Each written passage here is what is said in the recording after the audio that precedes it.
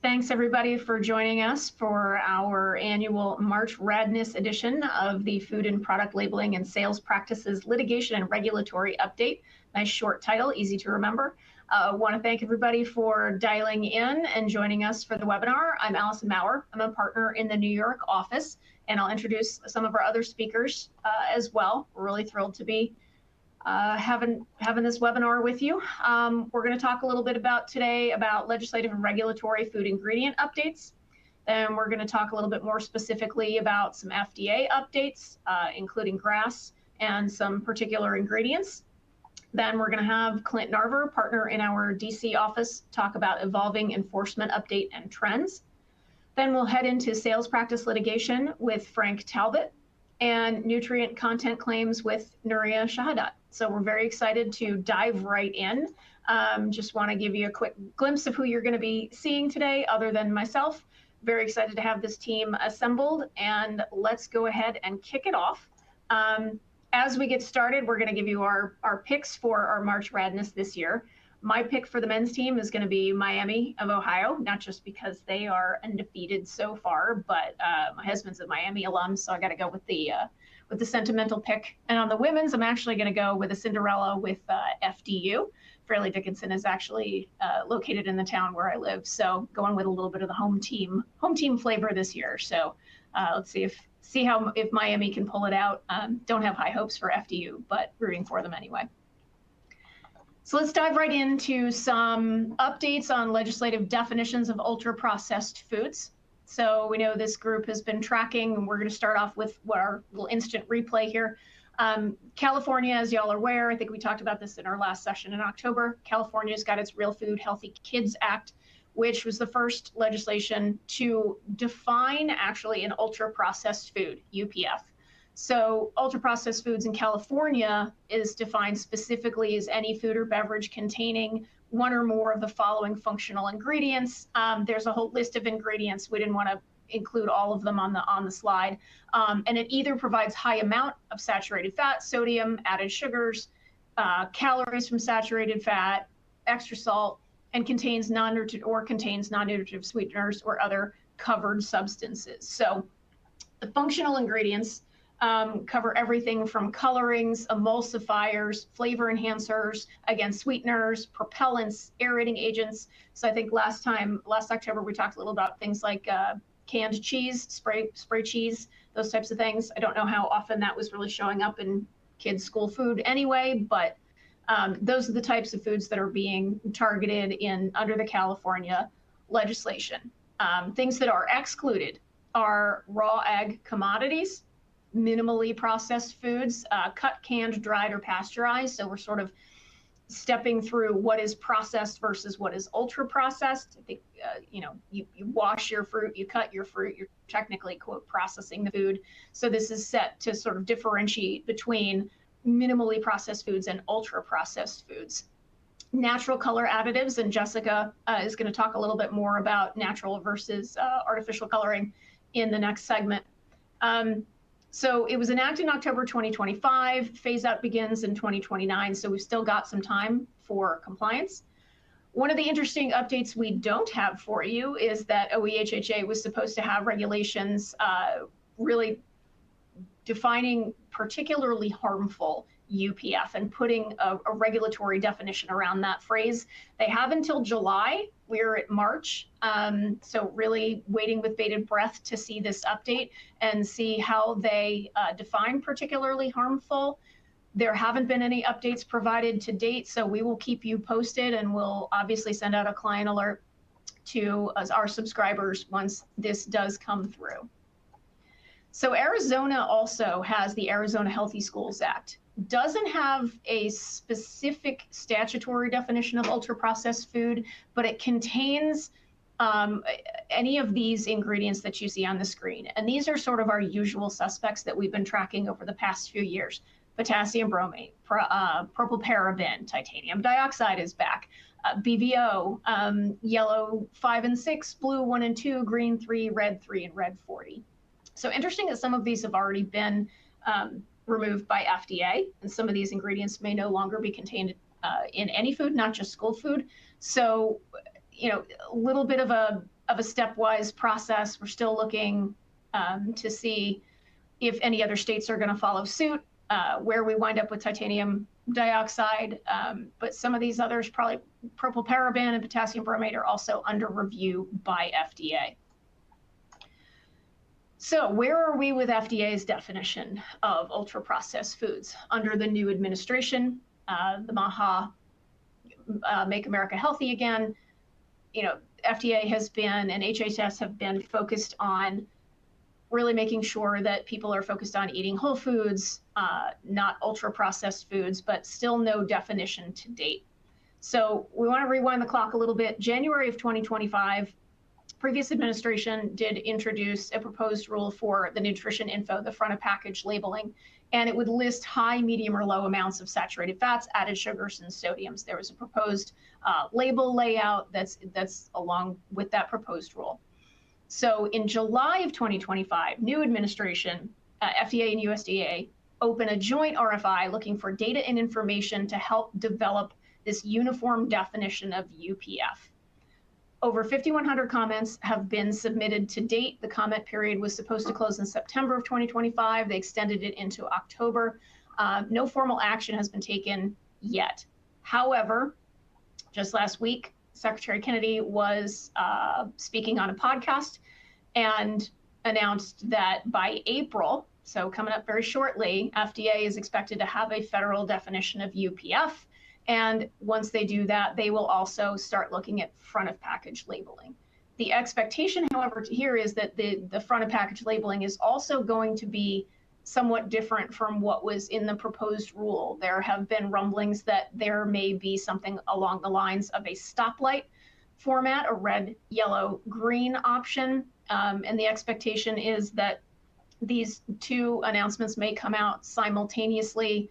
Again, this was announced on a podcast, though, so not real clear if this is an official announcement or if this was just, sort of casual conversation. So we are watching this closely, and we've got our eyes out for any updates that may be coming along. So bans on additives in school lunches. We've got several states who've got bans that are upcoming in the next few years. California, Arizona, we already discussed. Virginia, Utah, Tennessee, Delaware, Louisiana, West Virginia. So we've all got states who are looking at additives in school food in particular. So we're looking at, again, it's all the usual suspects, the blues, the reds, the greens, the potassium bromate, the propylparaben. So the ones that are highlighted in red, FDA has already revoked authorization for. The yellow are under review by FDA. So we're tracking this as well. We do expect that there may be additional states who are going to be following suit. Warning label requirements. So sure you're all following the saga in Texas. So Senate Bill 25 required warning labels on food packages for products containing a list of 44 ingredients. The intent was to sort of capitalize on the ingredients that are banned in the EU and other countries, and the requirement was to list on your package a warning, almost like a black box warning on a pharma or a warning on a pack of cigarettes. This product contains an ingredient that's not recommended for human consumption by the appropriate authority in Australia, Canada, EU, and UK. It again included many of the ingredients that we've been talking about previously, and the effective date was supposed to be January. For any label developed or copyrighted, interesting that it was specific to the label, not necessarily the product, on or after January 1st, 2027. However, this one is in a timeout. February 11th, Federal District Court in Texas granted preliminary injunction blocking enforcement. The Plaintiffs' Trade Association was found likely to succeed on the merits of the claim that the requirement violates First Amendment and would be unconstitutionally compelling speech. So again, we're keeping an eye on this one. We will provide updates as they come in. Louisiana has Senate Bill 14, which requires a QR code on food packaging that links to the manufacturer's website with additional ingredient information. And it must contain a notice stating, notice this product contains, list your ingredient here. For more information, including FDA approvals, click here, and it's supposed to direct to more information about that particular ingredient. Restaurants are also required to display disclaimers on menus if food is prepared using seed oils. The effective date is 2028. expectation is this may also be tied up in court for a while. There may be an injunction here as well, but as of right now, not enjoined. We have some statewide bans. So West Virginia, House Bill 2354, the scope of the ban was to include school meals and statewide bans. And the statewide ban is going to deem foods containing those same 7 ingredients plus BHA and propylparaben to be adulterated and prohibits their sale. So this is more than just keeping the ingredients out of food in schools. This is deeming the product to be adulterated. Time out again. We've got another court ruling here that is issuing an injunction, is blocking enforcement of the statewide ban. However, the school food was not enjoined. So West Virginia has appealed to Fourth Circuit Court of Appeals, so we will be keeping an eye on this one as well. And then just want to give you a short wrap up on pending legislation in some other states. We've been trying to track a lot of these states and their activities. Again, most of them are school bans, some are statewide bans, and we will be tracking this legislation. And here's just a quick wrap up of sort of the categories that we're watching. States with enacted laws, states with pending legislation, if we've got a UPF definition, school additive versus statewide ban, and warning labels. So we've seen 20 bills enacted and 155 total bills have been introduced across the states, proposing food ingredient and or packaging ingredient bans, including PFAS. So that we're seeing that there are definitely a lot of activity in a lot of the states trying to pile on. If FDA does enact a definition of ultra-processed food and labeling requirements, it'll be interesting to see what happens in the states that have already passed other legislation. And then we've got recall updates. So rather than tracking specific recalls, we wanted to talk about the 4 trends that we've seen over the past few years based on the data reported by FDA. The #1 recall reason has been undeclared allergens, typically around things like peanuts, tree nuts, eggs, milk, pecans, sesame, wheat, soy, and sulfites. These are typically products that these recalls are typically showing up in snack foods, dairy products, baked goods, chocolate, candies, and prepared meals. The #2 recall category is still our great friend listeria. It is the second most common recall trigger.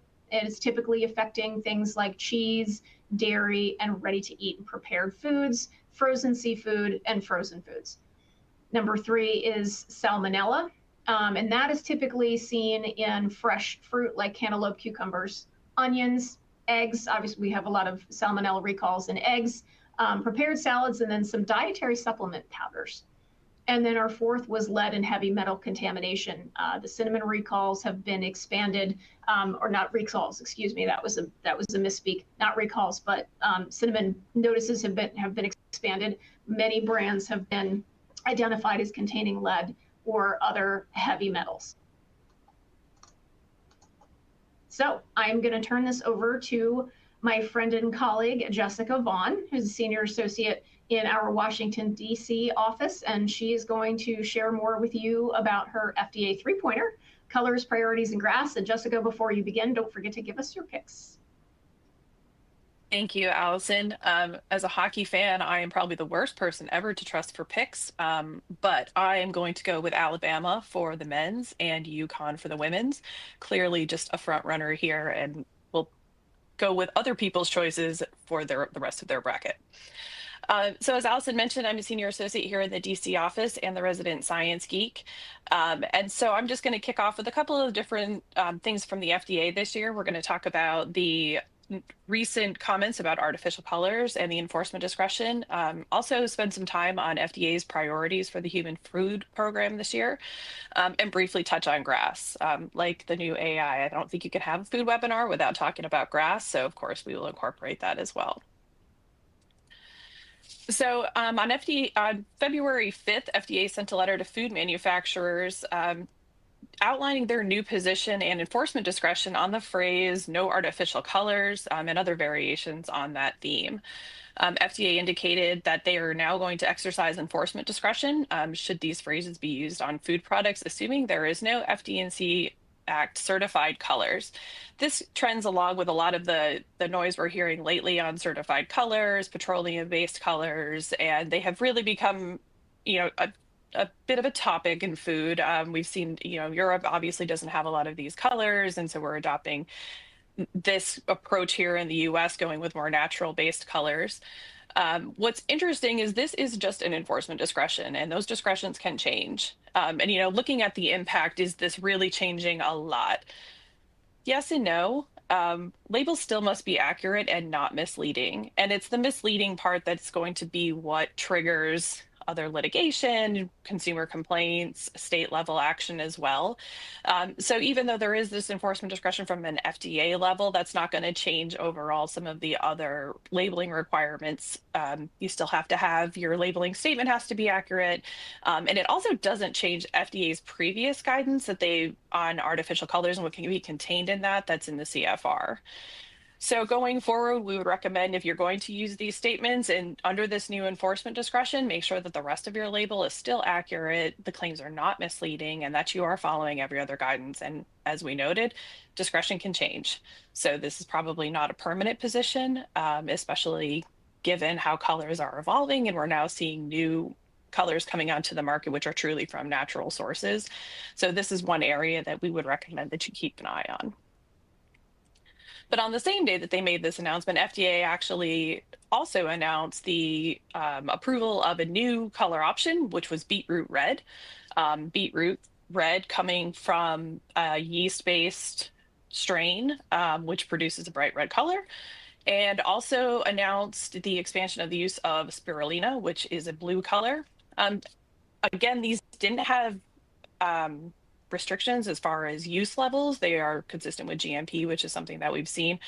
And not surprisingly, can't be used in USDA regulated products, infant formula, and foods with a standard of identity, which does not permit the use of external colors. So great to see progress in this area. We expect to see more natural colors coming through the FDA process, perhaps a little quicker than we've seen in the past. But again, as it ties in with that enforcement discretion, it'll be something to watch because as more natural colors are coming onto the market, to see if FDA changes that discretion and moves perhaps towards more natural colors as the not artificial colors.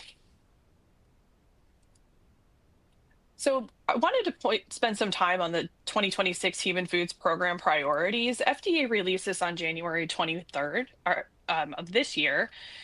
And it's a lot of the same themes that we've heard coming from the administration through, formal and informal communications, generally grouped into three areas: food chemical safety, nutrition, and microbiological safety. After Allison's recall update, I think we can understand the last one.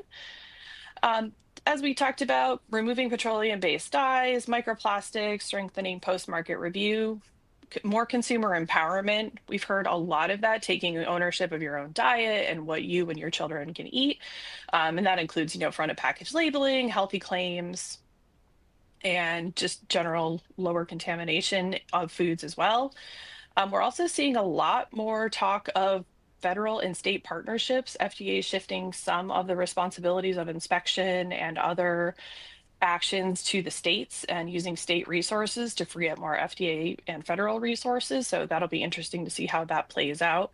And child focused protections, the Closer to Zero initiative, removing heavy metals from child foods and infant formulas, as well as an improvement in infant formula nutritional content and marketing restrictions, much like we used to see with cigarettes not targeting children. There's also now a push to look at food ads and make sure they're not targeting children inappropriately. So the list, I will tell you, is aggressive. It's long and it's lengthy. And obviously this is kind of FDA's aspirational guide, given the difficulty with resources and funding and staffing. It's hard to say what will actually come out of this. But there's a couple I want to highlight. Obviously, grass reform. We've heard up and down about grass everywhere we go. That is pending, and we'll talk about that in a couple of slides, but that is still a priority for the FDA, including, post-market safety reviews of chemicals that they have talked about in the past, BHA and BHT. But another one I really wanted to point out was the update to the new dietary ingredient process. FDA is going to release a new guidance on this. They're hoping to streamline this process and getting their own act together essentially to kind of meet that 75-day review goal that's outlined in the statute. Um, and that is tying into the next one, which is an update to dietary supplement enforcement and regulatory approaches. I don't know that you can turn on the TV or open any sort of social media without seeing a dietary supplement ad. And FDA is clearly recognizing that this is a market that is taking off, and is really looking to strengthen the regulatory process in this area and tie this in with the new dietary ingredient process. So be on the lookout for that draft guidance, which is also on FDA's goal draft guidances. We don't have a timing on that one yet, but that is on their list, to see how this evolves. It's been quite a while since DSHEA was passed. So we are ripe for a new iteration on their regulatory approach here, especially given the explosion in this market. And finally, caffeine and allergen labeling. Caffeinated beverages, we've seen a lot of health scares with those, with the higher caffeine beverages and energy drinks. So FDA is looking to change the labeling, or at least get input from the public on that. And allergen labeling as well, increasing transparency on labels for potential allergens. As Allison noted earlier, it's a big problem with recalls is undeclared allergens. So again, this kind of ties in with the trends that we're seeing in other areas. Nutritional priorities. Allison touched on ultra processed foods, and the states are getting involved in that one pretty heavily. And then there was the comment by HHS Secretary about a definition coming out in April.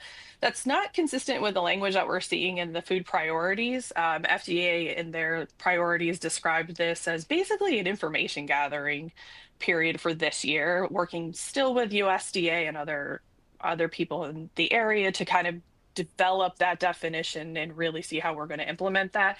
They did not have any specific targets for definitions or releases on that. No guidance is noted or anything. So it'll be interesting to see how that tension plays out a little bit more. Infant formula safety. We've all heard the big recalls on infant formula over the last couple of years. A lot of public outrage, a lot of congressional outrage over infant formula and shortages and contamination. So not really surprising that this is a FDA priority for this year. They're looking this year to modernize the nutrient content, which is an interesting phrase that pops up throughout these priorities. It's not necessarily updating, but they're calling it modernizing. So it'll be interesting to see how that word plays out in these initiatives with the agency. Another thing they're going to do with infant formula is they are saying they were going to release the exposure data on heavy metals and PFAS and other substances within infant formula, which, looking at that, could trigger civil litigation, other consumer complaints once we start seeing it, that people being exposed to these, and especially babies who are a vulnerable population. So that's an area we would look out for, especially when FDA announces the release of that information. Unclear what format that information will be released in. So stay tuned for that one. Front to package labeling. Allison talked about this as well as something that's critical to several different state legislative activities, but also just in general on the federal level. FDA has not committed to releasing that this year. Their priority says they're going to take all of the public comments that came from the 2025 proposed rule and develop options for leadership on what that final regulation will look like. So stay tuned. We're not entirely sure what it's going to look like, but it does sound like it might not be the rule, but we really don't know at this point. And healthy claim. We all waited forever for the healthy claim to finally come out. And unfortunately, FDA's 2026 priority means there might be new changes to that already. FDA has highlighted the fact that the dietary recommendations have changed, and they now need to look at the rule to see if the healthy claim actually needs to reflect those changes in dietary recommendations. There's also in the priority list the potential for a new graphic that will be included and come out in a draft guidance as a healthy flag or some sort of graphic. They haven't really said what it's going to be, to identify what is a quote unquote healthy food. So that will be obviously draft guidance coming out, subject to comment and revision in the future. And finally, the last pillar of their priorities is microbiological safety. Not surprising As we noted, there's a lot of recalls in this area. But one thing that they are focusing on, as I mentioned earlier, is involving the states a little bit more in using their resources, pushing some of this inspectional activity onto the states. They call it the Bridge program, which is supposed to bring federal standards into these state level inspections, but has the states doing a lot of the heavy lifting on inspection of routine food inspections. This is supposed to kind of go out as a proof of concept this year, and there will be a general ramp up over the next 4 years. But given that this is going to take state resources and state money and state people, it'll be interesting to see how those states push back on the drain on their potential drain on their resources while cooperating with these federal standards. Another thing the agency is looking to focus on this year is the oversight and safety of imported foods, looking to really leverage import certification and foreign supplier verification programs, as well as starting to introduce AI into evaluating some of the risk of these imported foods, but also interestingly working with foreign competent authorities to make sure that the food that's coming into the U.S. is meeting U.S. food standards. There has been a reluctancy in the past to rely on foreign governments and foreign authorities as far as interpreting our food safety. So it should be really interesting to see how FDA plans on developing these partnerships and incorporating the foreign competent authorities into helping make sure the US food supply is safer. Interestingly, again, in this priority, FDA mentions using state resources and state actors to be involved in this process so that they can shift some of the FDA resources into working with more foreign arenas.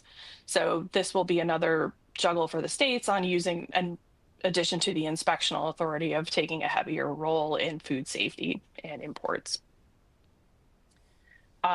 Another area that they're looking at too is fresh and processed produce safety. This is focusing a lot on training, training growers, training farmers on water safety, different sprout growth programs, but also including a new cucumber safety initiative with the state of Florida, and also working to strengthen the relationship between Mexico and the US. Mexico, obviously a huge source of produce here in the US, and really looking to strengthen that relationship to improve the safety of food here in the US. And finally, I would just mention FDA is looking to modernize, again, that same word, modernize the recall process. And this is really looking, it speaks heavily to communication and risk management communication to consumers, and making sure that consumers are more aware of the risks that are going on with recalls, and also working to get foods off the shelf faster. I believe we all remember, the issues that happened with the cinnamon and products that contain cinnamon that had high amounts of lead, but also the infant formula. The most recent one, there were still cans of infant formula found on the shelves long after the recall had been announced. So FDA looking to shorten those timeframes again to help improve consumer safety. And finally, won't spend too much time on GRAS because I'm sure there have been at least 100 webinars probably in this past 2 months on GRAS. So what do we know? We don't know what we did. Is honestly what it is.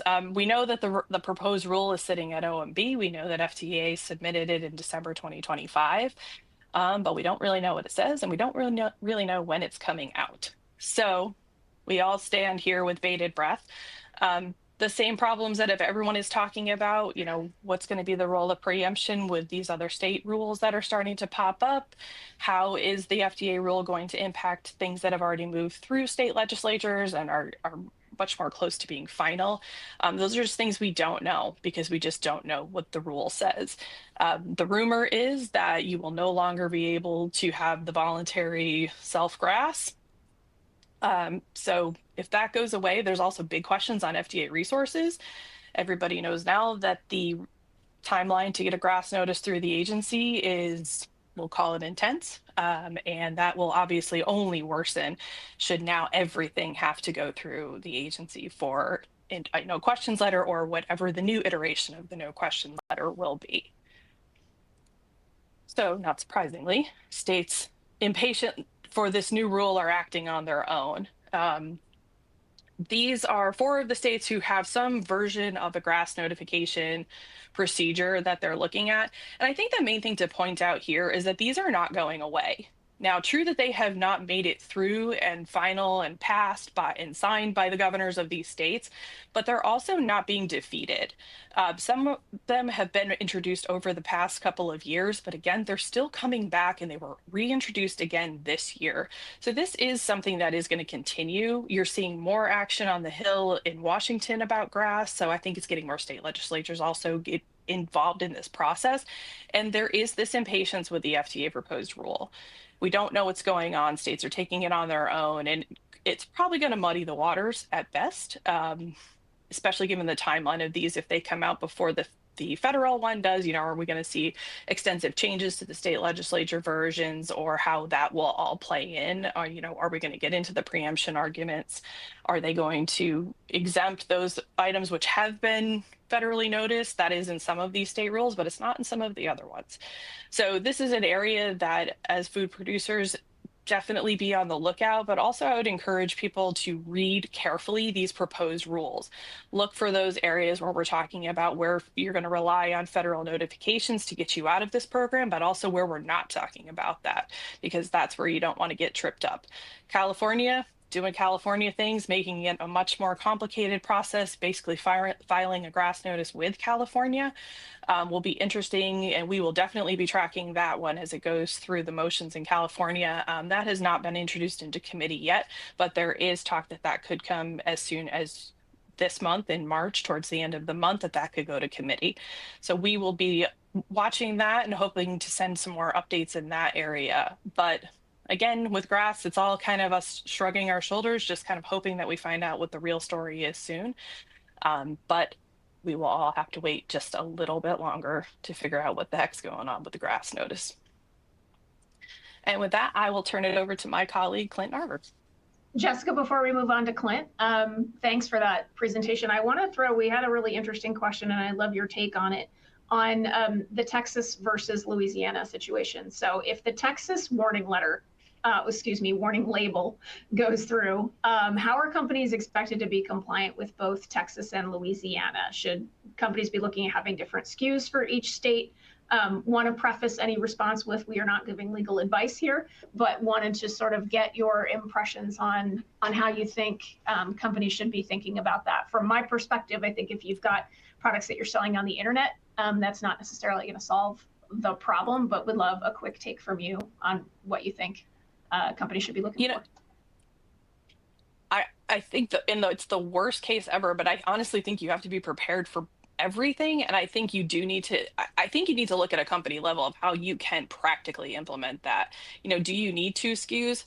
That it's an incredible burden, and it complicates a lot of things in-house. But honestly, if that's what's going to keep you out of trouble, you may have to consider that. I think it's going to also depend on how they're going to enforce these warning labels, and just are they going to be really aggressive on it? Is your product one that has a high volume of sales? I think obviously bigger fish are going to be bigger targets.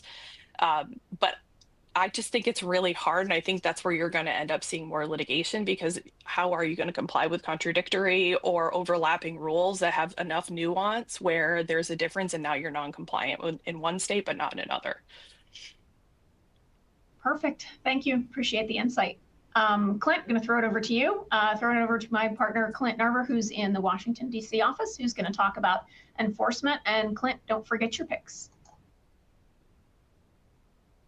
Good afternoon, everyone. It's great to be here to talk to you about enforcement. My picks are risk averse. I'm going with Jessica, Yukon for the women, and taking Duke for the men.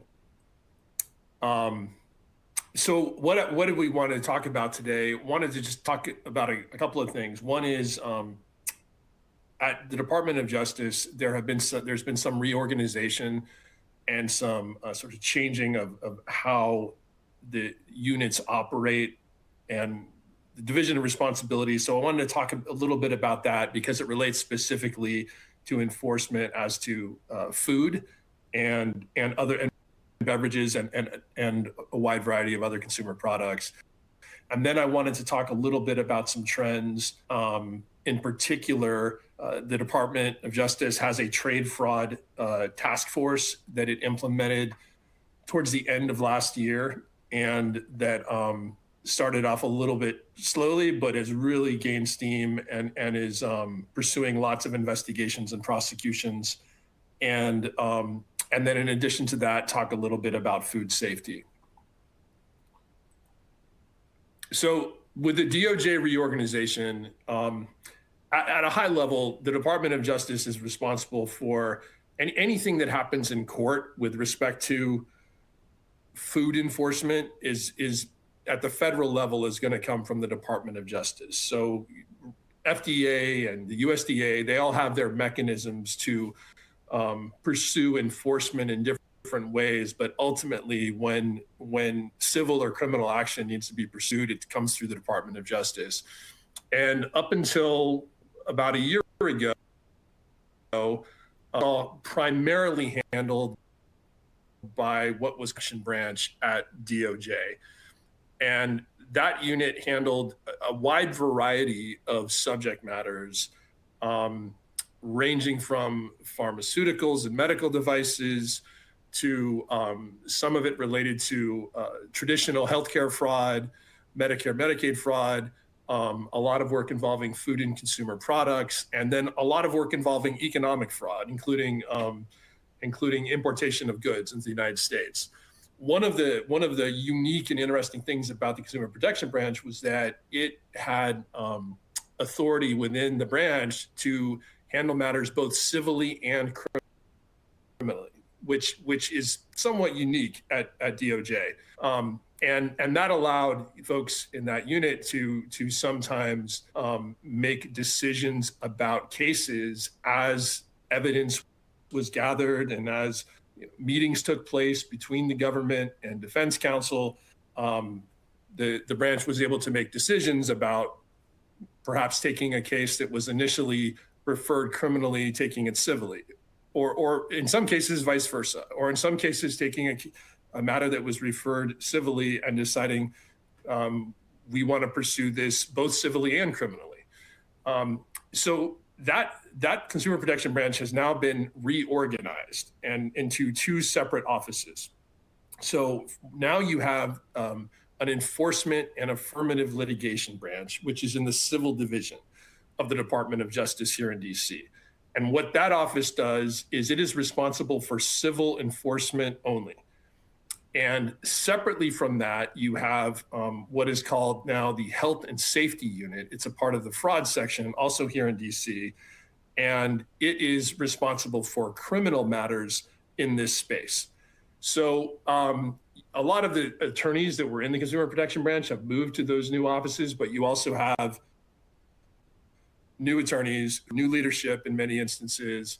And the U.S. attorney's offices, I should note, are another component of all this. They're the sort of frontline litigators out in the field throughout the United States, and they are still involved in enforcement of food and other issues of this type.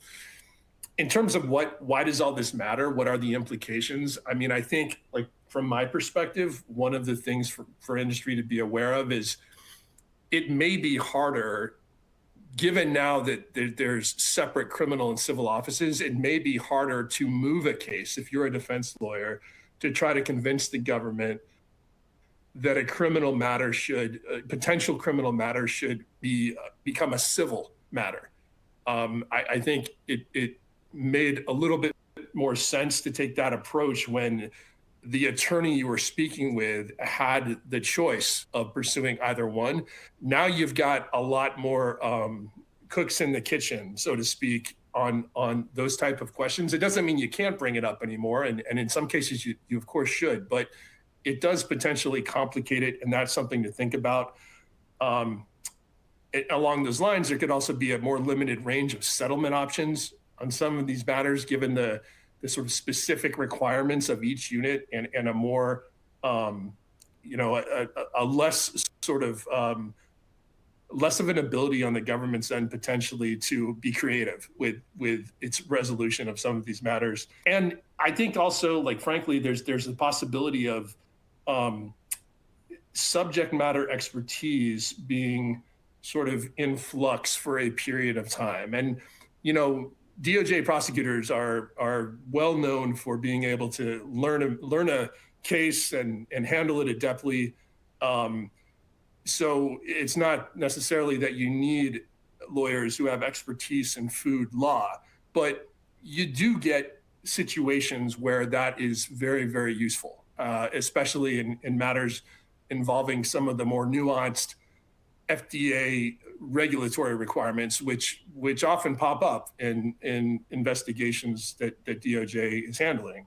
So, that given the recent reorganization, there may be some period of time where you're getting people who are new to this space, who are handling enforcement, and there could be some different approaches. There also could be issues around alignment with the constituent agencies, such as the FDA and the USDA, which becomes very, very important when you're pursuing, when the government is pursuing enforcement in this space. It's not just a question of what a DOJ prosecutor thinks. It's a question of what the constituent agency thinks as well. Let me talk a little bit about trade fraud, because this is a trend that I think is it's a very intense new trend from the department, and it definitely has implications for those in the food industry. So what is the department created something called the Trade Fraud Task Force late last year. This is a cross-agency task force. It involves different components of the Department of Justice, Homeland Security. It also is partnering with, and I think this is key, it's partnering with the FDA as well as other agencies that have an interest in importation of goods and in trade. What are the goals of this task force? They're fairly straightforward: protecting national and economic security, more specifically, blocking evasion of customs duties and anti-dumping, and preventing, sort of not just preventing the circumvention of paying money, but also preventing the entry of illegal goods into the United States. And we'll talk more about that. And then, one of the key points made by when this task force was created was they're trying to protect American industry, manufacturers' jobs. And one of the interesting things about it is the task force has had this, in the announcement of the task force, there was this slide, which is that it welcomes referrals and cooperation from domestic industry that are most harmed by unfair practices, sort of seeking domestic industries who are aware of these things to become whistleblowers and cooperate with DOJ.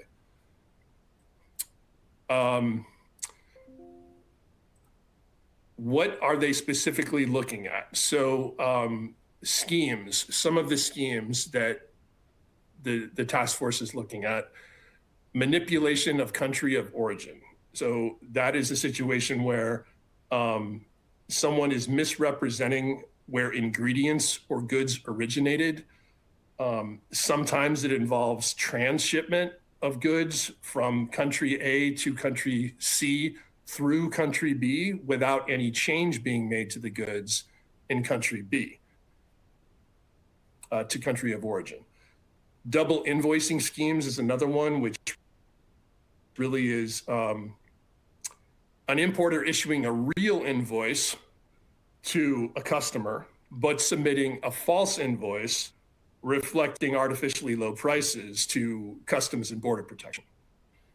Misclassification of goods using the harmonized tariff schedule, which is a schedule that classifies all goods imported into the United States, assigns product codes, and that determines the duty rate. And so misclassification of goods there to avoid paying the correct duty rate. And then illicit goods, and this is an important one, I think, in the food space, trying to prevent adulterated products, misbranded products from coming into the United States. And also looking at things like, if you're bringing in food or food components from a foreign location, looking at the status of that foreign company. Is it registered with the FDA? Is it in compliance with other applicable requirements? These are all things that the task force is aggressively looking at. In terms of their enforcement tools, there's quite a few. There's something called the False Claims Act, which is really a very powerful mechanism for the government to recover funds that were treated pursuant to false claims made on the government. This is a civil tool. This is really being looked at criminally, though, in a lot of instances. And so smuggling is one of the big tools that the Department of Justice has here. And one of the things about smuggling is I was a prosecutor at DOJ for quite a while, and smuggling was one of the statutes that a lot of us really like to use in these types of cases. And one of the things that I always found very, very interesting and compelling from a government perspective about it is that it prohibits, like when you think of smuggling, it sounds very, very clandestine and criminal. And it sounds like, boy, this is something where it's going to be a high burden of proof for the government. And actually, the statute, it includes fraudulently bringing goods into the United States, but it also includes knowingly.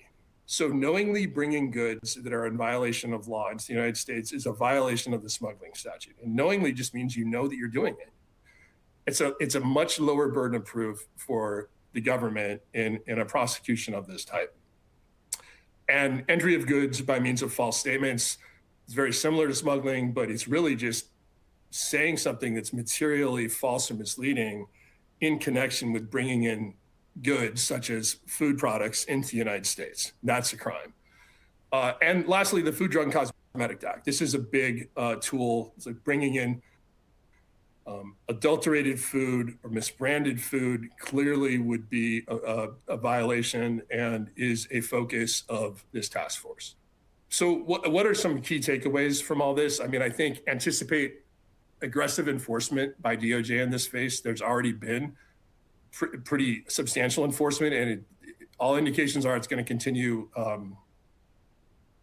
even more aggressively. And if you're a food manufacturer or other food company that's has some international supply chain or is otherwise sort of connected to folks outside of the United States, bringing goods, materials, ingredients, whatever they are, into the United States, you need to look at your own internal compliance and take steps to ensure that these various schemes and other manners of potentially circumventing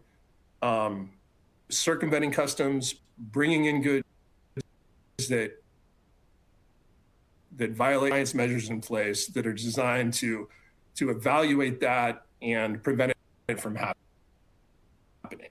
Looking at things like country of origin determinations, the regulatory status of any of your foreign suppliers, and keeping records, keeping accurate records so that in the event of a DOJ inquiry or certainly of an FDA inspection, you have records to document exactly what you've been doing and that you've been doing it the right way.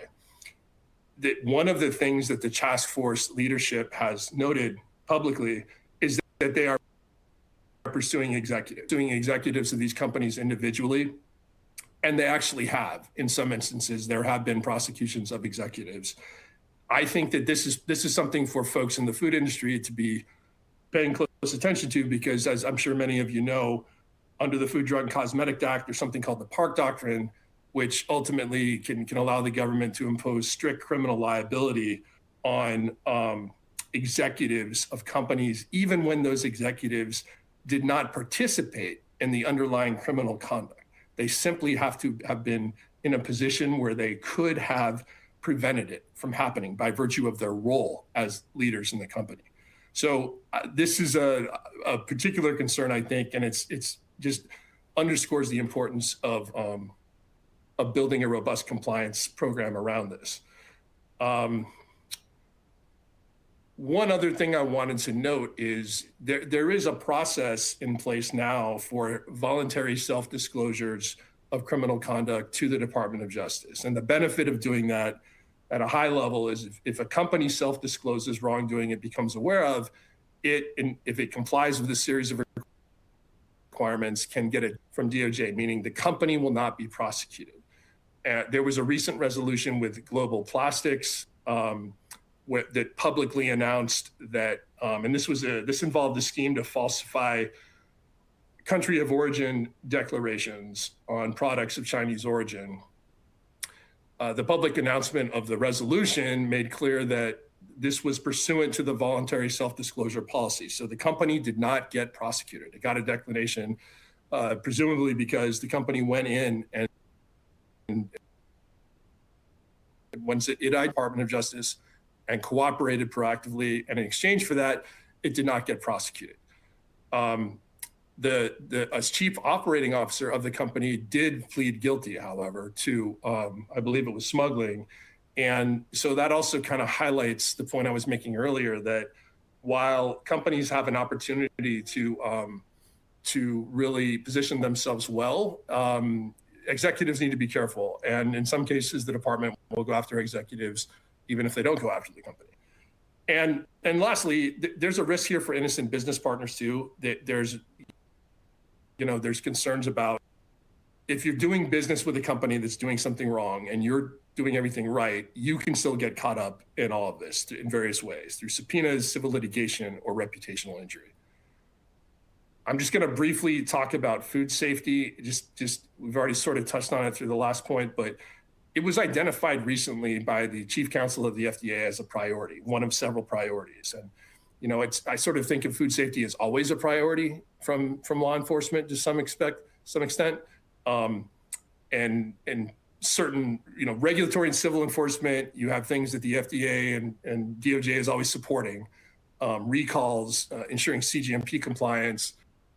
And criminally, there's usually a requirement of actual consumer harm. I mean, it's not written anywhere, but that's often what they need to be convinced that they want to pursue a matter criminally. We see here, I think we could see that sort of expanding in certain ways. Things like economic adulteration, which would dovetail with the trade fraud task force, risks of consumer harm. So you may not have situations where consumers are actually harmed, but you could see DOJ enforcement where there are risks, making drug claims for dietary supplements or other food products, and circumvention of regulatory authority. And the very last thing I'll note is DOJ at the end of last year brought a case against a company called the Able Group regarding infant formula. And the allegation was that the company had imported infant formula in violation of prior notice requirements, so had not provided prior notice as required. And this ended up being a criminal prosecution. So with the emphasis on food safety, with the trade fraud task force, something like that, I think, will be squarely on DOJ's radar going forward. And with that, I will turn it over to Frank. Thanks, Clint. Again, I'm Frank Talbot. I'm counsel here in Richmond, and I'll be touching briefly on sales practices, supply chain, and some litigation trends. But before I start, my picks for the women's side, Virginia great Dawn Staley will lead her South Carolina Gamecocks to their 4th national title. And then in the men's bracket, while I appreciate that Allison thinks Miami of Ohio will be running the table, the University of Virginia will be coming out of that region, but ultimately the Houston Cougars will be prevailing in the men's bracket. So first, I'll start with a couple of sales practices, litigations. Recently, Publix, the national grocer, was hit with a proposed class action related to inflated produce weights. Basically, the consumer alleged that the weights at the register were essentially rigged to give higher prices than those that were on the shelf. And as part of that, Publix had sought to defeat the litigation because they had a robust refund policy. And so the judge dismissed the case and said, look, you took it, and key here, the consumer actually did take advantage of the refund policy for some of the products that the consumer sought to recover for. And so the judge said, you knew about the refund policy and you used it for some of your stuff, but you didn't use it for the other. And so clearly you knew about the refunds and you could have done it. And so that was a big piece of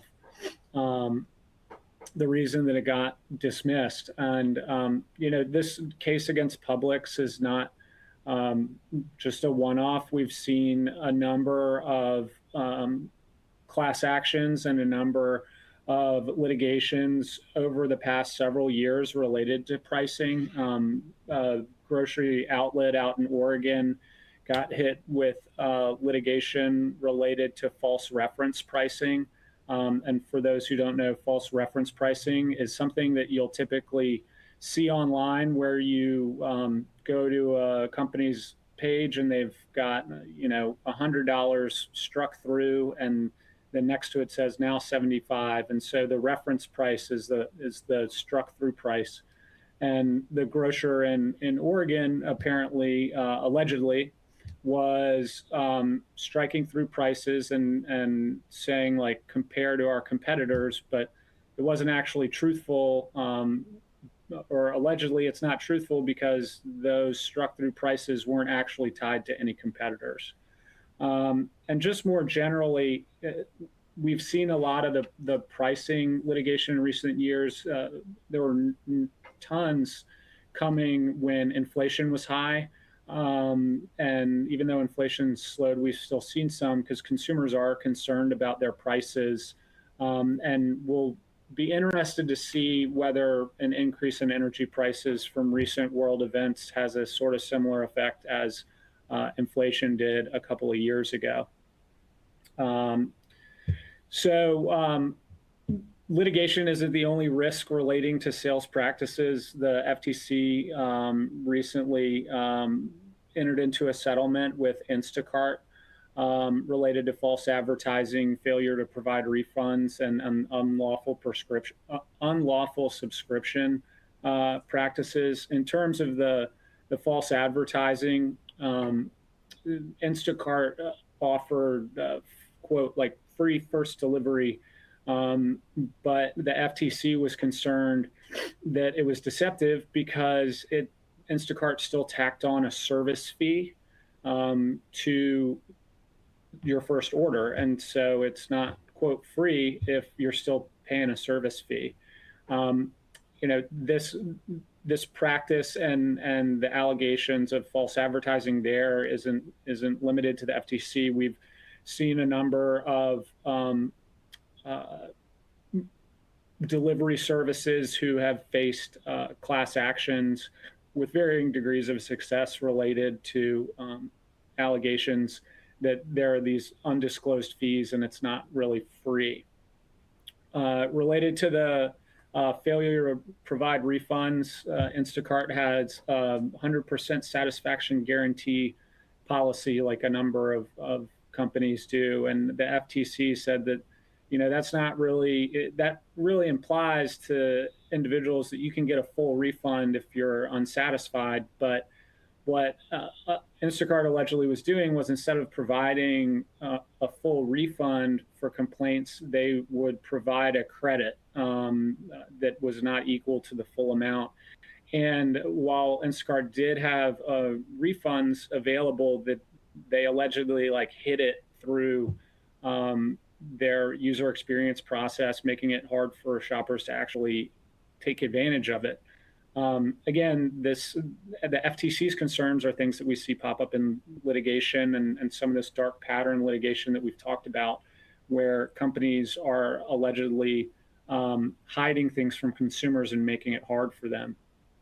And then the final piece that they settled related to unlawful subscriptions, where Instacart allegedly allowed Instacart Plus membership, but didn't adequately disclose to individuals the terms of the subscriptions, and that at the end of their free trial, they'd be charged for memberships, nor did they make it easy to cancel these.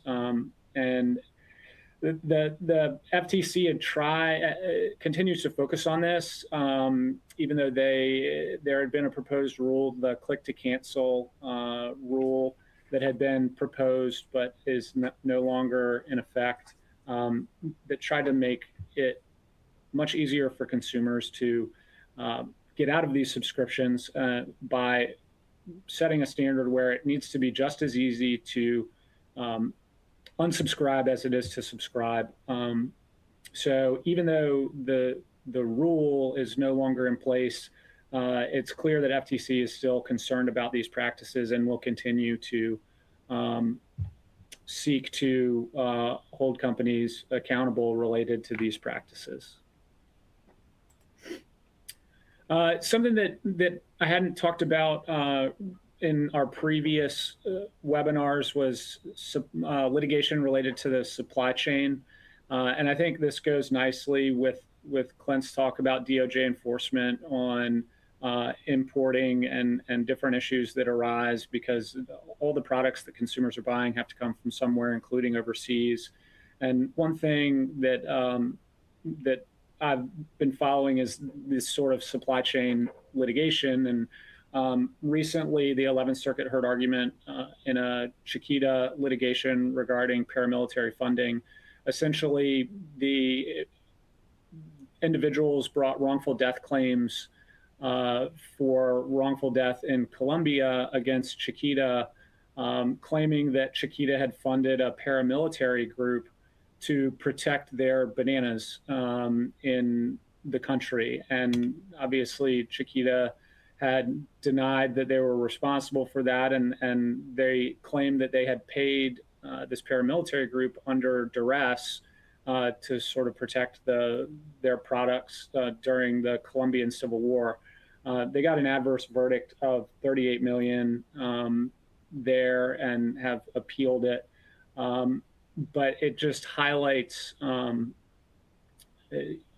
there are litigation issues and litigation risks, not just with consumers and the products themselves, but how the products actually move from their origin all the way to sale to the consumers. And while the Chiquita case is wrongful death, we've seen a number of various litigations against companies related to child labor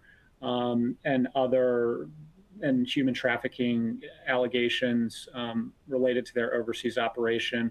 So it's wise to sort of look all the way, not only from the point of sale, but all the way back to the point of origin to make sure that policies and protections are there to help mitigate not only against what Clint talked about with DOJ, but also against follow-on litigation from consumers. And another big supply chain litigation that's sort of in its infancy now relates to the tariff refunds. As I'm sure everyone's aware, the Supreme Court struck down some, quote, emergency tariffs that the Trump administration had placed on imports about a year ago. And the Court of International Trade, as a result, recently ordered Customs and Border Patrol to refund those excess tariffs that were illegally imposed.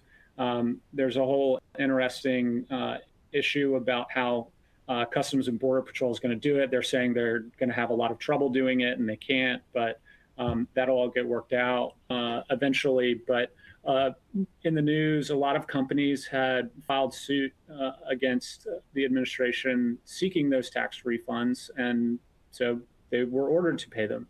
Now, the companies are obviously the ones paying the tariffs, but it doesn't end there. We have seen litigation recently where consumers are suing the company seeking the tax refunds to try and cash in, and the claim being that we paid more than we should have for the goods at the end of the supply chain, and those were improperly inflated prices, and so the company should pass those refunds back on to the customers. Again, similar to the inflation issues from a couple of years ago and customers paying higher prices, litigation related to the price of goods is something that we continue to see because consumers are conscious of the prices they pay, and I think litigation is naturally going to follow in situations like these. So,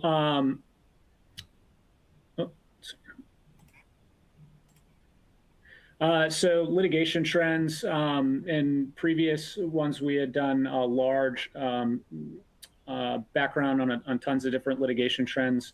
So I'm not going to be as in-depth, and I'm just going to highlight a couple of things before I turn it over to Naria. Plaintiffs continue to sue companies related to product claims and content statements. There was a recent claim against a beverage maker related to, quote, gut healthy claims. And the basic allegations are, hey, there's a ton of added sugar in here, and so you can't say it's healthy because of, while the amount of fiber may promote gut health, the fact that you include a bunch of added sugars is actually not good, and so it's not gut healthy. We continue to see a number of cases filed against companies for products that are labeled wholesome or healthy, but are allegedly not because they use synthetic preservatives. And then similar to that, we continue to see a lot of cases for products related to lead content. And as I believe Allison talked about recalls for lead, we continue to see litigation follow on after regulatory issues such as the recalls, and plaintiffs' counsel following those, and then following the recalls with consumer litigation. But courts are continuing to give wins to some companies in these sorts of litigations. Blue Diamond Growers recently beat class certification related to their, quote, smokehouse nuts. And there, the plaintiff had admitted that she continued to buy the product after she found out that the nuts were not actually smoked in a smokehouse and instead were used flavoring to give smoky flavor. And what was interesting about this is she admitted that because she found out that she testified that she found out that they were not actually smoked in a smokehouse from her attorney, Spencer Sheehan's advertisements. And so she signed up to be a class rep and went with her attorney, but she continued to buy them. And so the court found that she could not be like typical because she knew about the product being, quote, mislabeled, but she continued to buy them even after she filed suit. And then Dunkin' recently got a case tossed against them where they were selling their refresher caffeinated drinks.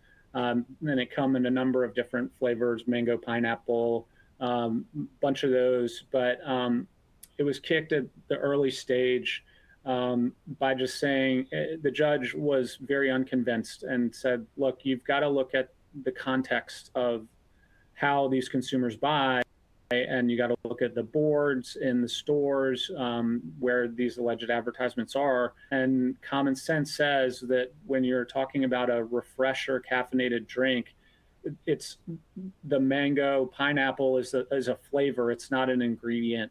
And people know that. So it's a refreshing ruling because it was a strong application of what a reasonable consumer might find, or how a reasonable consumer might view the advertisements, and it gave Dunkin' an early win and to avoid protracted litigation. So with that, I will turn it over to Naria, who's going to do a deeper dive on some of these nutrient content claims. Thank you, Frank. And good afternoon to everyone on the call. My name is Naria Shahadat. I am an associate here in our Richmond office. Starting with my March Madness picks, my colleague Jessica said she was very bad at making picks. I will say I am likely worse. And so I did not come prepared with picks, but I work very closely with Frank, and I think he has very sound judgment, so I'm going to copy his. For men, I'm going with Houston Cougars, and for women, I'm going with South Carolina.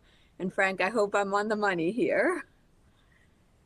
And moving into the substance of what I'll be talking about today. So a quick introduction or a recap for many of you listening in here. I'll be talking about nutrient content claims. And nutrient content claims are really claims that are made on food packaging, often in more than one place, the nutritional fact panel, where they're expressed as a percentage daily value, and other times on the principal display panel on a food product.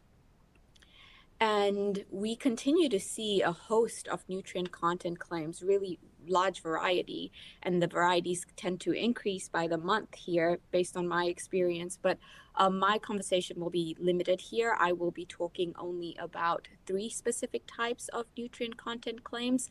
I'll give a brief discussion on the protein content claims, trans fat labeling claims, and then calorie content claims, which are newer to the scene, but interesting developments that we're seeing already. And moving into the protein content claims, again here, just a quick recap or overview for many of you. For protein content claims, the FDA sets forth 2 acceptable methods of analyzing protein content in food. The first is a nitrogen testing method, and the second is the protein digestibility corrected amino acid score, often referred to as the PDCAS. The nitrogen testing method is simply taking the protein content in a product and multiplying the nitrogen content of that food by 6.2. And for the PDCAS testing method, it adjusts the total amount of protein downward to reflect digestibility. And because we're not capable of digesting all protein, the PDCAS method results in lower protein values than the nitrogen testing method. And the FDA regulations allow manufacturers to use either method of protein analysis in calculating protein content claims that are outside the nutrition fact panel. So anything on a display panel could be calculated using either the nitrogen method or the PDCAS method. But the FDA regulations require that if a protein content is being displayed in the nutrient panel, then the PDCAS method must be used to come up with whatever the value is there. And so in short, the percentage value, daily value for protein content within a nutritional fact panel must be displayed using the PDCAS calculation, whereas if it's anywhere else that is outside the nutritional fact panel, then the nitrogen method is fine, or a reuse of the PDCAS method is fine as well. And so when we're looking at protein content claims and really all nutrient content claims, the analysis is always the regulatory risk here and the legal risk here.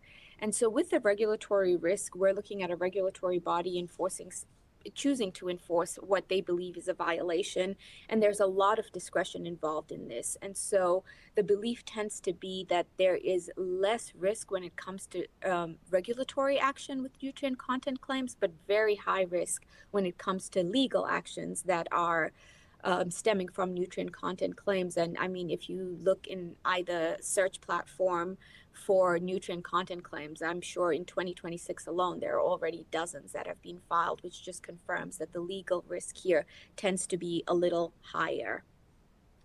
And when we're looking at nutrient content claims and potential regulatory action that can stem from it, we're always looking at regulatory compliance with mandated disclosures in nutritional fact panels and then voluntary labeling claims. And so there are 15 nutrients that are mandatory in every nutritional fact panel. And it doesn't matter the type of product. If you have a nutritional fact panel, these 15 have to be on there. And these nutrients are mandatory because the FDA considers them the most essential to either limit intake or that we need to increase intake of. And since these nutrients are thought to play a more critical role in human health, they're required to be on the nutritional fact panel.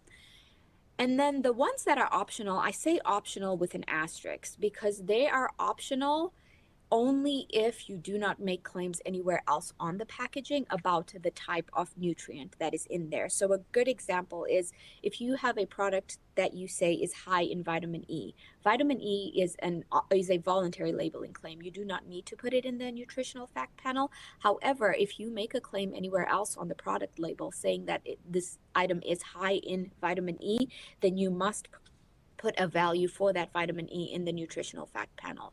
So optional to the extent that you do not raise them anywhere else on the product labeling. And then another issue that we tend to see a lot when it comes to all nutrient content claims, but specifically protein content claims, is really the bioavailability. And like I mentioned earlier, the PDCAS method does help calculate a bioavailability for the protein content in items, but there are a lot of other nutrient content claims that we see where bioavailability is an issue. And there was the big biotin litigation that stemmed a couple of years recently where plaintiffs were alleging that the biotin claim is not really accurate or is deceptive because it claims to have more biotin in a specific pill than the body is able to digest, and that becomes bioavailable to the body. And so bioavailability is a very, very big consideration in nutrient content claims, and specifically to protein content claims is something that we see plaintiffs focus a lot on in demand letters or litigation that they initiate, because there is a calculation method that helps us get to the bioavailability built into the regulations. And I just want to touch very briefly on some examples of cases, protein labeling cases that have been filed over the last year and a half or so. And I'll start with the Sarayali case. And this was filed in the first quarter of March 2020, so 2025. It was March 2025. And the defendant, Huel, is a vegan meal and supplement company. And the complaint there argues that the company's vegan protein powder features protein content claims that do not adhere to the FDA mandatory labeling practices. And they're essentially saying that the PDCAS value reflected in the nutrient fact panel is not reflecting an accurate value of the protein content in the information, and thereby misleading consumers. And a very interesting thing with a lot of nutrient content litigation is oftentimes testing does away with a lot of these cases, because a lot of these plaintiffs in demand letters and in litigation come and make these claims about protein value not aligning with what is in either a nutritional fact panel or a display panel without ever having done testing. So oftentimes testing is a very quick way to dispel a lot of this. And all three cases I'm touching on here are still ongoing, and so the outcome is yet to be determined, but all three of them are also pushing for testing to take place as an initial matter, and a lot of these cases are still in their infancy. And the Richard versus Owen case, and Owen is the only what you need, that was a case filed in late 2024, and the plaintiff there is accusing the defendant of deceptive marketing by allegedly, again, overstating the protein content in plant claims, in plant-based products, especially the shakes that the company makes. And it's alleging that the company is improperly using the nitrogen method in the nutritional fact panel instead of the PDCAS method. Again, here we don't know how the testing is going to shake up here, but this is also another case that could quickly go away after some testing confirms some numbers and shows what the PDCAS value is, to the extent that the company is able to show that. And with these protein claims, like I said, we see dozens pop up. In 2026 alone, if you run a search, there have been dozens filed already, but we don't hear about a lot of these resulting in really monumental judgments in this space or opinions that come down from these cases, because only one or two ever really make it to, pass summary judgment.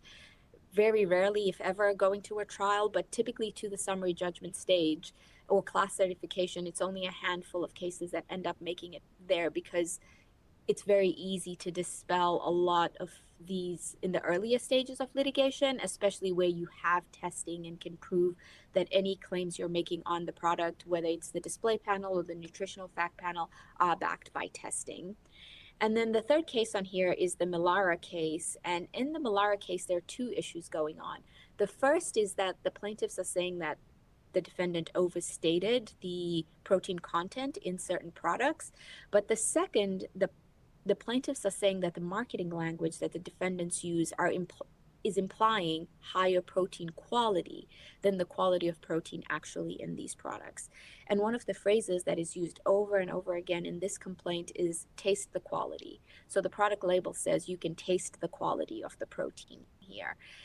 And so that leads us into a very brief discussion here, because I won't spend too much time on marketing claims, but marketing these products is really critical, because even if it doesn't say something in a nutritional fact panel or on the product itself, but these are being marketed whether online or in some sort of leafleting, to the extent that is still in distribution, then it's really critical to be careful about how you frame what the product does. And so if like the Melara case, you are telling plaintiffs they can taste the quality of protein, there will always be a plaintiff out there and a plaintiff's firm out there that will challenge you on that and make you prove how that is possible. And moving on to trans fat labeling claims. Trans fat litigation is less common in recent months because we have, or recent years really, we have the decision in the Ninth Circuit, the Hawkins decision, that really limits how you can argue or how you can defend trans fat labeling claims. And if we're looking at what the regulatory requirement is with trans fat labeling claims, the regulations require that you round down if there is less than 0.5 grams of trans fat in a product in the nutritional fact panel. However, a lot of products end up having this information in a display panel in addition to the nutritional fact panel. And what the Hawkins case from the Ninth Circuit tells us is that you cannot always, unless you can prove that there's not even trace amounts of trans fat in the product, you cannot take the requirement to put 0 grams in the nutritional fact panel as a license to then put that elsewhere on the product or in marketing materials. And when it comes to the regulations themselves, the FDA has promulgated very specific regulations when it comes to trans fat. It's very, very much become a term of art here, but we do have an expansion of the trans fat definitions really coming from courts around the country. And the Hawkins decision out of the Ninth Circuit, while it seems to lean very plaintiff friendly and it makes it very hard sometimes to defend trans fat labeling claims, it has not stopped the ability to defend these claims, because again, it comes back to the testing here. There are a lot of these that go away, and I personally have worked on one where a plaintiff sends a demand letter and the plaintiff claims that there is trans fat, or the 0 grams trans fat claim outside of the nutritional fact panel is misleading. And again, testing very quickly dispels that. But a caution with trans fat claims is that it doesn't matter how much is in there. If there is more than 0, if testing will produce even 0.02, then putting 0 grams trans fat outside of the nutritional fact panel tends to be problematic.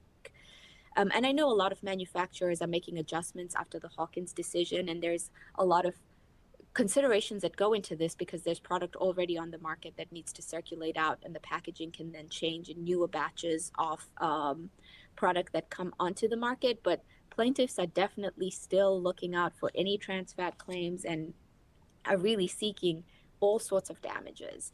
And that leads me to my next slide, where I will briefly talk about possible defenses. And so with all items regulated by the FDA, as I'm sure everyone on the call today knows, preemption is always a good starting point. It's always good to see if there is some sort of preemption argument, if there's some sort of safe harbor argument. For example, in the protein labeling claims, the FDA does provide a 20% safe harbor for percentage values using a PDCAS method. So preemption and safe harbors tend to be a good starting point.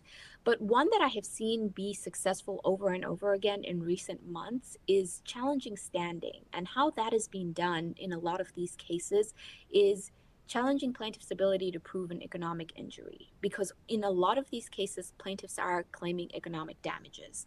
And putting the onus on plaintiffs to rightfully prove an economic injury and challenging standing really at a motion to dismiss stage and also at the class certification stage, bringing up standing issues has become a really successful tool for defendants to defend against these claims.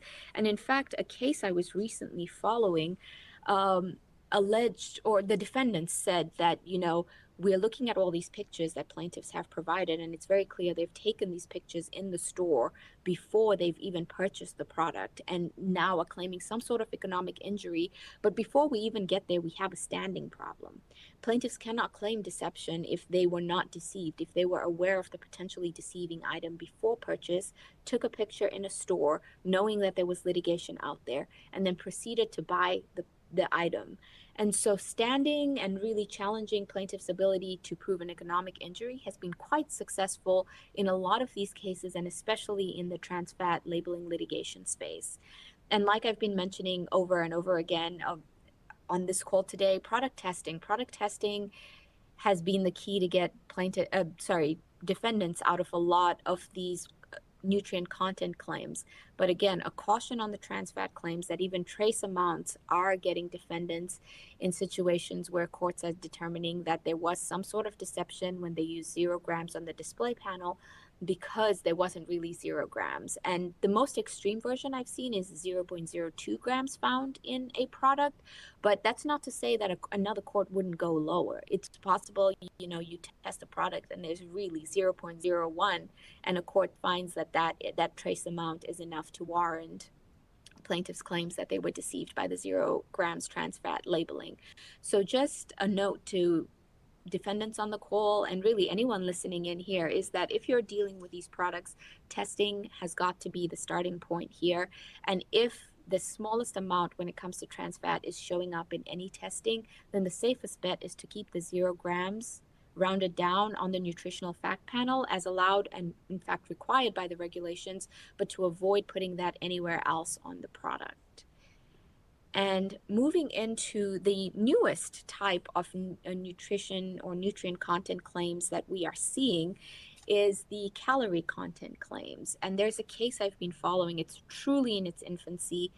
And it's the David protein bars case. And it's a little bit of a misnomer because the company is called David protein bars, but really the lawsuit is alleging that the calorie value and the fat value shown on the product packaging for that product is higher than what actual testing will produce.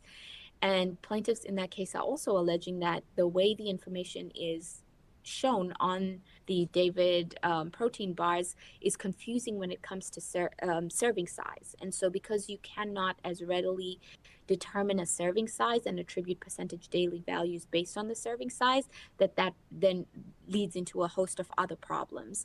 And so again, like I said, this is very, very new. David protein bars actually went viral on TikTok, and as I'm sure we all know, that is a huge marketing platform for a lot of companies now. You can sell anything if it goes viral on TikTok, and so they went viral on TikTok.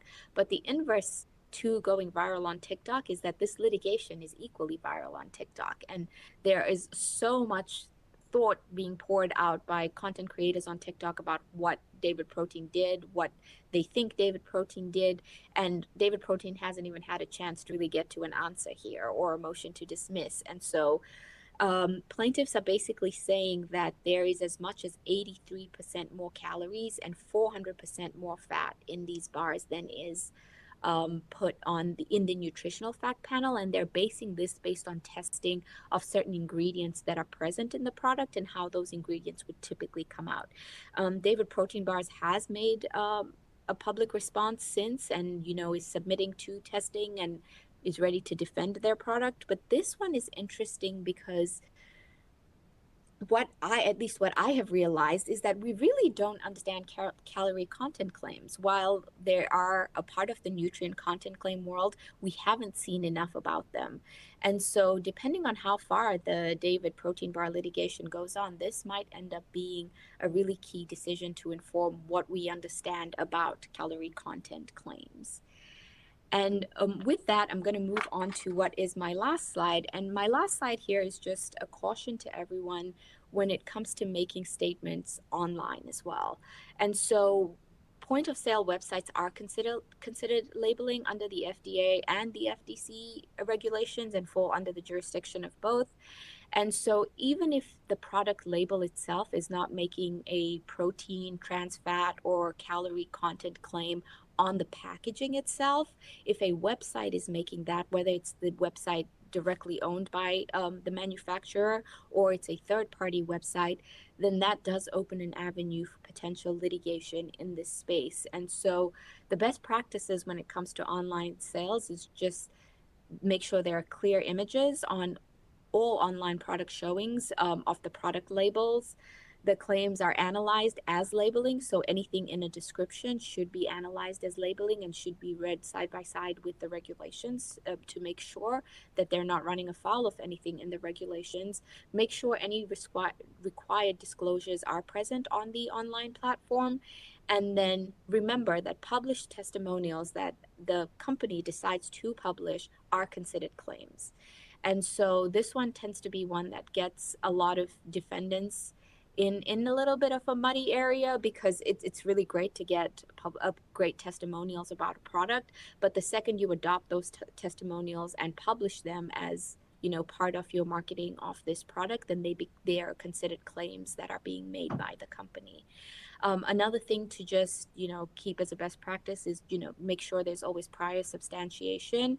And then there's competent and reliable scientific evidence. And again, this goes back to testing, which I feel like I've said over a dozen times here. But in my practice, we've had success with testing to get out of demand letters on nutrient content claims. So I find that to be one of the most impactful ways to get out of this litigation early. And a lot of this doesn't become litigation if, you know, you get a demand letter and you send back some testing saying actually everything in your demand letter is off because here's the testing that says otherwise.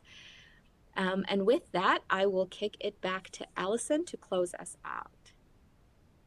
Perfect. Thank you so much. I want to thank all of our presenters today, Nuria, Frank, Clint, and Jessica. Thank you for everyone for joining us and sitting through. We hope that this was valuable information for you. I believe that the recording will be available on the website if you want to share with any of your colleagues. And we look forward to having you join us again in October for our next round of the Halloween special edition of Food and Beverage. Thanks, everybody, for joining.